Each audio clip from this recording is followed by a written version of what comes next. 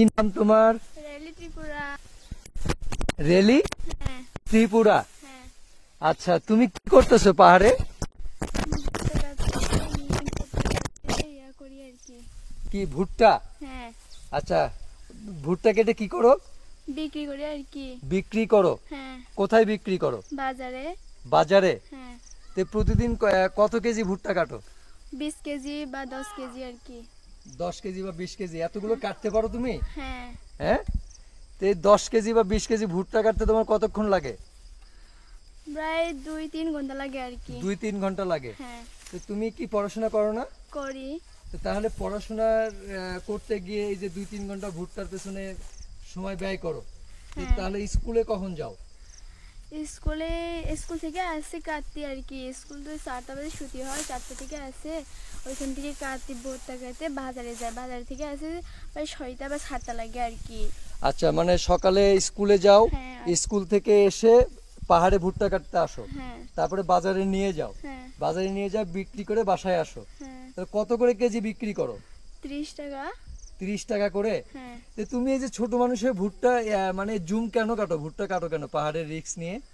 কষ্ট লেখাপড়া করতে গিয়ে তো কষ্ট করে আর কি। কষ্ট করে কাটতে হয়, বিক্রি করতে হয়।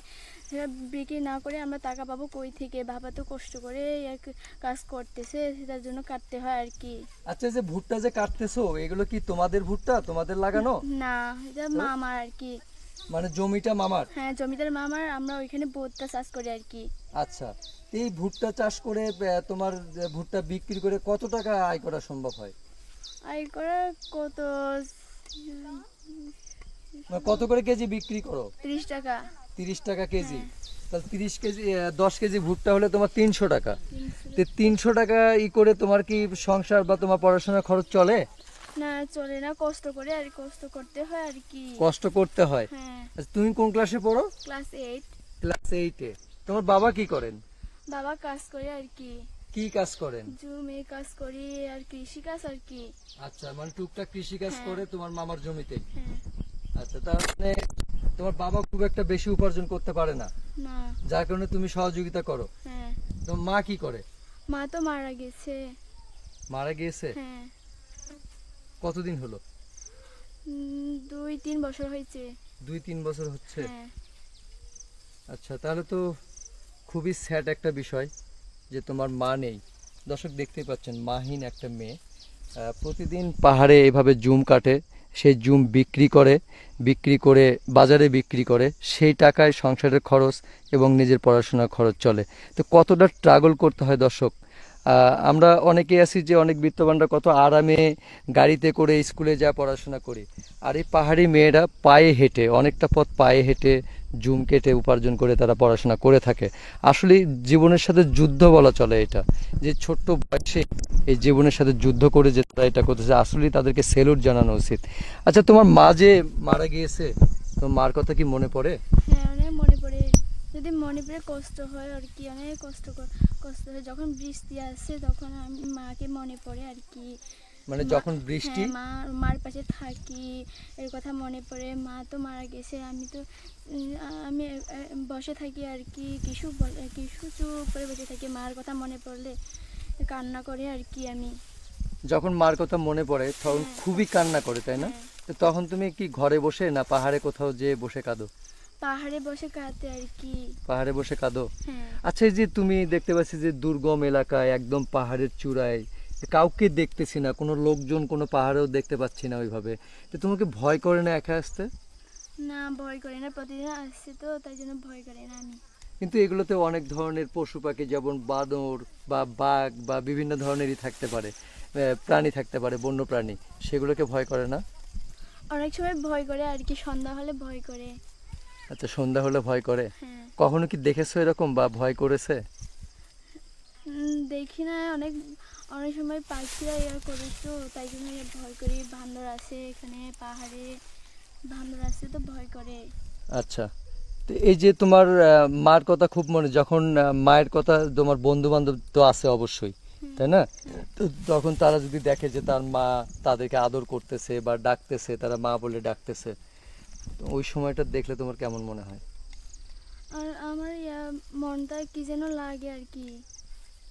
খুব খারাপ লাগে তাই না, খুব খারাপ লাগে। যে মায়ের ভালোবাসা পাচ্ছ না, মাকে মা বলে ডাকতে পারতেছ না। দর্শক, আজ থেকে 2 বছর আগে ওর মা মারা গিয়েছে, তো তখন ও হয়তো ক্লাস 5 বা 6-এ পড়তো।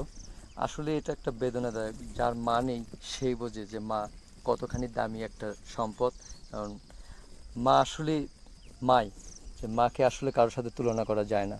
কিন্তু বাবা, ঠিক আছে, বাবা কিন্তু পারবে না মায়ের আদরটা দিতে, মায়ের ভালোবাসা দিতে। তো মায়ের কোলে মাথা রেখে যারা ঘুমাইতে পারে তাদের পৃথিবীটাই অন্যরকম লাগে। আসলে যখন মা থাকে না থাকে তখন বোঝা যায় যে মা কী জিনিস ছিল, বা মা কত বড় সম্পদ ছিল।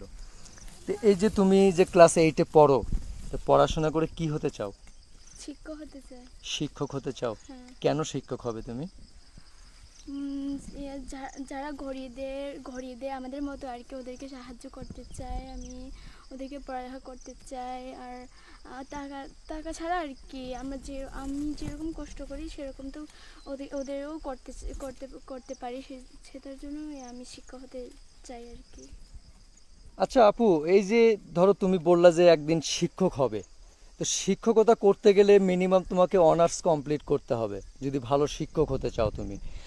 তাহলে এই এত দূর পথ, এই সামান্য উপার্জন করে, তোমার বাবারও তেমন উপার্জন নেই, তো কী করে তুমি পাড়ি দিবে, বা কিভাবে তুমি অনার্স কমপ্লিট করে শিক্ষকতা জয়েন করবে? যদি মানুষরাও আমাকে সহযোগিতা করে, যদি করে আর কি, করে তো পারতো, না করলে তো অনেক কষ্ট করে করতে হবে আর কি, বাবার কাছেও পাই না, আমিও কষ্ট করতে হয় অনেক সময় আর কি। আচ্ছা, তার মানে তুমি বলতে চাচ্ছ যে বিত্তবানরা বা তোমাদের মধ্যে তোমাদের জাতিতে যারা বড় প্রভাবশালী আছে, তারা যদি তোমাকে সহযোগিতা হাত বাড়িয়ে দেয়, তাহলে তুমি সেই সহযোগিতা পেলে ভবিষ্যতে তুমি শিক্ষকতার মানে তোমার স্বপ্ন পূরণ করতে পারবে। আচ্ছা সুপ্রিয় দর্শক, শুনলেন যে এই ছোট্ট বোনটির কথা, যে আসলে অসহায় মলিন একটা মুখ, আর দেখতে খুবই মায়া লাগতেছে যে মা হারানো মেয়েটা। সত্যি মানে কি বলবো, আসলে ভাষায় বুঝাতে পারতেছি না।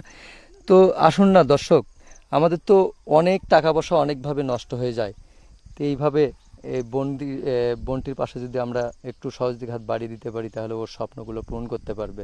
তা আমরা যে জুম চাষটা আপনাদেরকে দেখালাম দর্শক, আমরা বাংলায় অনেকেই অনেকভাবে কৃষিকাজ বলে থাকি, তো এই জুম চাষও কিন্তু কৃষিকাজ। তারা হয়তো সব কিছুকে জুম বলে, মানে তাদের ভাষায় তারা জুম বলে। তো শেষ করতে চাচ্ছি, তুমি ভালো থেকো। আমরা দোয়া করি যে তুমি ভবিষ্যতে ভালো একজন শিক্ষক হও, গরিবদের মাঝে তোমার শিক্ষার আলো বিলিয়ে দাও। ভালো থাকবা, ধন্যবাদ তোমাকে। সুপ্রিয় দর্শক, আমরা ত্রিপুরা এই বোনটির জীবনের গল্প আপনাদেরকে জানানোর চেষ্টা করলাম, যে সে কি কষ্ট করে জুম চাষ করে এবং জুম কেটে সেই জুম বাজারে বিক্রি করে সংসারের খরচ এবং পড়াশোনার খরচ চলে। ওর মা নেই, তার মানে সংসারের অনেকটা কষ্ট ওকেই করতে হয়, কারণ বাবা তো ইনকামের জন্য বাইরে থাকতে হয় তাকে, আর সংসারের যাবতীয় কাজ তাকে করতে হবে, পড়াশোনাও সামলাতে হয়, সব কিছুই তাকে করতে হয়, ছোট মানুষটি। তো প্রতিবেদনটা দেখে যদি দর্শক আপনাদের ভালো লেগে থাকে, তাহলে আমাদের সার্থকতা।